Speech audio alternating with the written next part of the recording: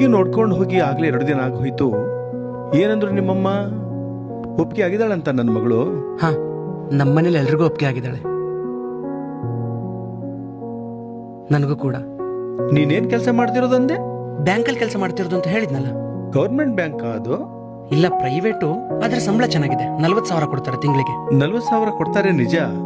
ಆದ್ರೂ ನನ್ ಕೆಲಸ ಪರ್ಮನೆಂಟ್ ಅಲ್ಲ ಅಂದಂಗ ಆಯ್ತು. ಒಂದ್ ವೇಳೆ ನಾಳೆ ನೀ ಸತ್ತು ಹೋದ್ರೆ ನಿನ್ ಕೆಲಸದಿಂದ ನನ್ನ ಮಗಳಿಗೆ ಏನ್ ಸೆಕ್ಯೂರಿಟಿ ಸಿಗತ್ತೆ? ಅವಾಗ ಅವಳ ಗತಿ ಏನು?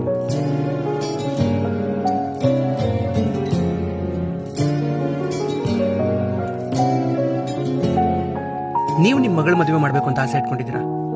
ಒಂದ್ ವೇಳೆ ಮದುವೆ ಮಾಡೋಕ್ಕೂ ಮುಂಚೆ ನೀವು ಸತ್ತು ಹೋದ್ರೆ ಅವಾಗ ನಿಮ್ ಮಗಳ ಗತಿ ಏನು? ಹಂಗ ಆಗ್ಬೋದಂತಲೇ ನನ್ನ ಮಗಳ ಮದುವೆಗೋಸ್ಕರ ದುಡ್ಡನ್ನ ಈಗಾಗಲೇ ಕೂಡಿಟ್ಟಿದ್ದೀನಿ. ನಾನು ಇದ್ದೇ ಇದ್ರೂ ಅವಳ ಮದುವೆ ನಡೀತದೆ. ಅಂದ್ರೆ ನಿಮ್ಮ ಕೆಲಸದಿಂದಾನೂ ನಿಮ್ಮ ಮಗಳಿಗೆ ಸೆಕ್ಯೂರಿಟಿ ಸಿಗಲ್ಲ ಅಂದಂಗಾಯ್ತು. ಅದಕ್ಕೆ ನೀವೇ ದುಡ್ಡು ಜೋಡಿಸಿದ್ದೀರಾ.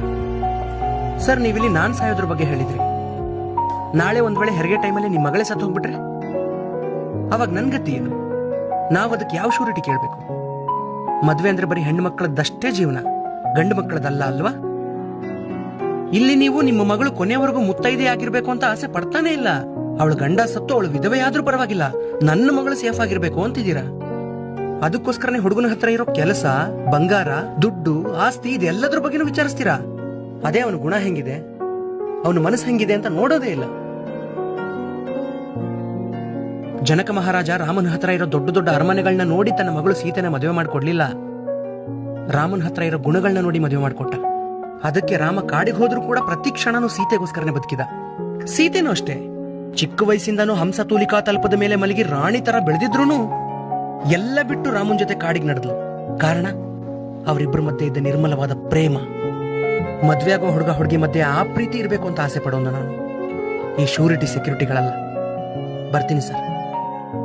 ಸಾರಿ ಕಣಪ್ಪ ಸುಬ್ಬು, ಬೇಜಾರು ಮಾಡ್ಕೋಬೇಡ. ಸರ್, ಒಂದು ಹೆಣ್ಣಿನ ತಂದೆಯಾಗಿ ನೀವು ನಿಮ್ಮ ಮಗಳ ಭವಿಷ್ಯದ ದೃಷ್ಟಿಯಿಂದ ಆ ರೀತಿ ಯೋಚನೆ ಮಾಡಿದ್ದು ತಪ್ಪಲ್ಲ. ಆದ್ರೆ ನಿಮ್ಮ ಆ ಮಾತಿಂದ ಇನ್ನೊಬ್ಬರ ಮನಸ್ಸಿಗೆ ಎಷ್ಟು ನೋವಾಗುತ್ತೆ ಅಂತ ಯೋಚನೆ ಮಾಡದೆ ಮಾತಾಡಿದ್ದು ತಪ್ಪು. ನಮ್ಮಮ್ಮ ಇಲ್ಲಿದ್ದಿದ್ರೆ ಹತ್ತು ಬಿಡ್ತಾ ಇದ್ರು. ಅದೇ ಗೊತ್ತಾಗ್ಲಿಲ್ಲ.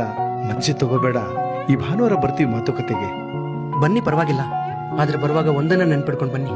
ನಾನು ನೀವು ಕೇಳೋ ಯಾವುದಕ್ಕೆ ಬೇಕಾದ್ರೂ ಶೂರಿಟಿ ಕೊಡ್ಬೋದು, ಆದ್ರೆ 100 ವರ್ಷ ದೀರ್ಘಾಯುವಾಗಿ ಬದುಕ್ತೀನಿ ಅನ್ನೋದಕ್ಕೆ ಮಾತ್ರ ಶೂರಿಟಿ ಕೊಡಕ್ಕಾಗಲ್ಲ.